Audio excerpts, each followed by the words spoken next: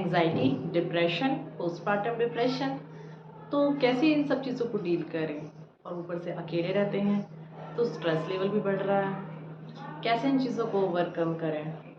तो आज मैं आपको बताऊंगी कुछ ऐसे ही आइडिया जिससे आप इन सब चीज़ों को ओवरकम कर सकते हैं। तो चलिए विदाउट एनी डिले वीडियो को करते हैं स्टार्ट। नमस्कार दोस्तों, मैं सोनिया आप सभी का फिर से एक नई वीडियो में स्वागत करती हूँ। आई होप आप सभी ठीक होंगे, खुश होंगे, स्वस्थ होंगे।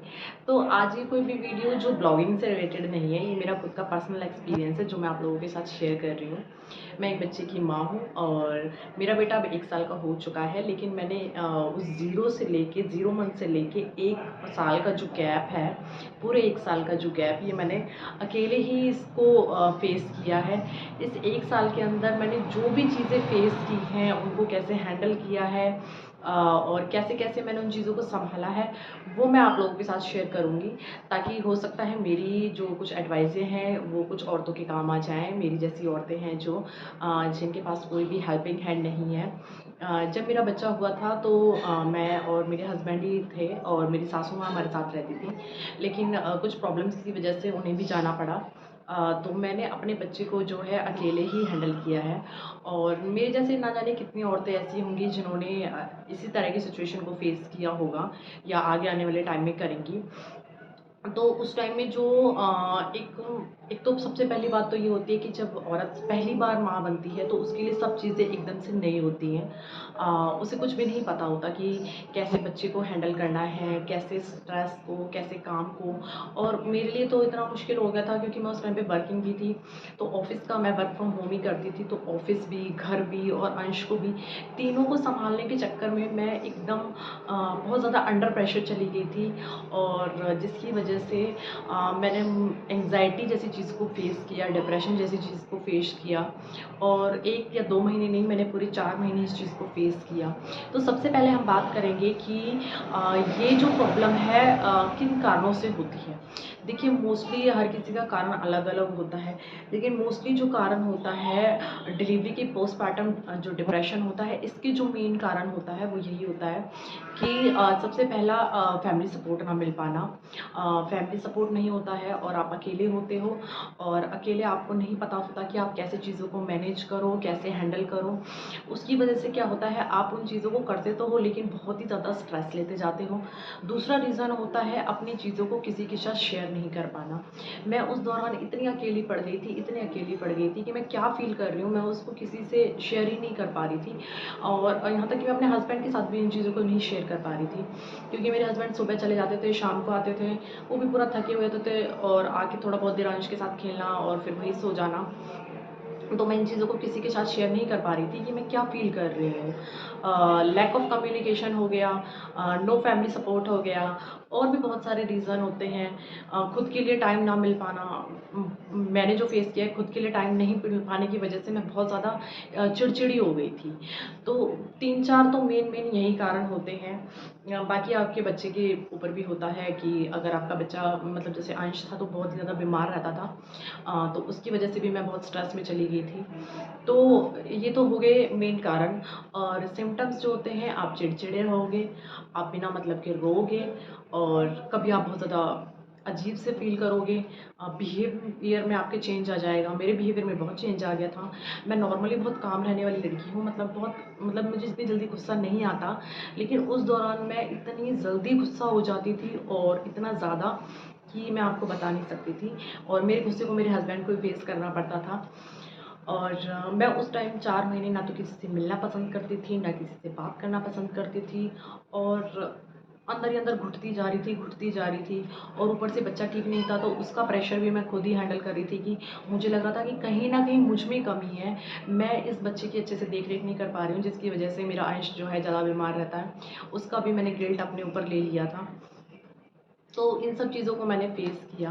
अब बात करते हैं ओवरकम की कि मैंने इनसे कैसे निकली, क्योंकि ये इतनी मतलब आप इसको बहुत लाइटली लोगे लेकिन ये बहुत ही बड़ी और भयंकर बीमारी हो जाती है अगर इसका टाइम से इलाज ना किया जाए तो। क्योंकि मुझे ऑलमोस्ट ऐसी स्टेज आ गई थी कि मैं इस चीज़ में इतना घुस गई थी कि सुसाइड जैसे थॉट भी मेरे अंदर आने लगे थे। तो फिर मुझे लगा कि नहीं सोनिया, अब फाइनली किसी से इस चीज़ को डिस्कस करना चाहिए, किसी के साथ शेयर करना चाहिए इस चीज़ को, लाइटली नहीं लेना चाहिए, क्योंकि अगर ये चीज़ मैंने किसी के साथ शेयर नहीं करी तो बहुत अनहोनी हो सकती है।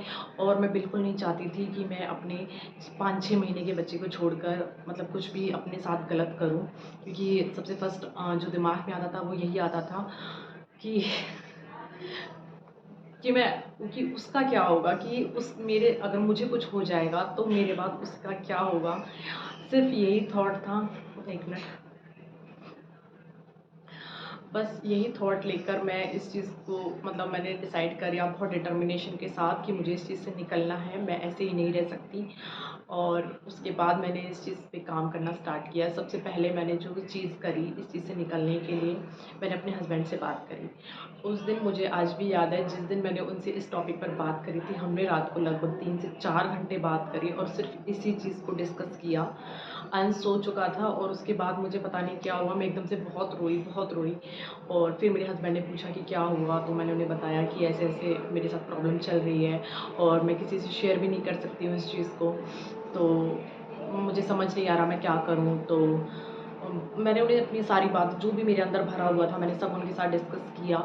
तो उसके बाद उस दिन हमने 3 से 4 घंटे बात करने के बाद फाइनली उन्होंने ये डिसाइड किया कि देखिए 1 महीने हम दोनों इस पे काम करेंगे। अगर चीज़ें ठीक नहीं होती हैं तो हम डॉक्टर से कंसल्ट करेंगे।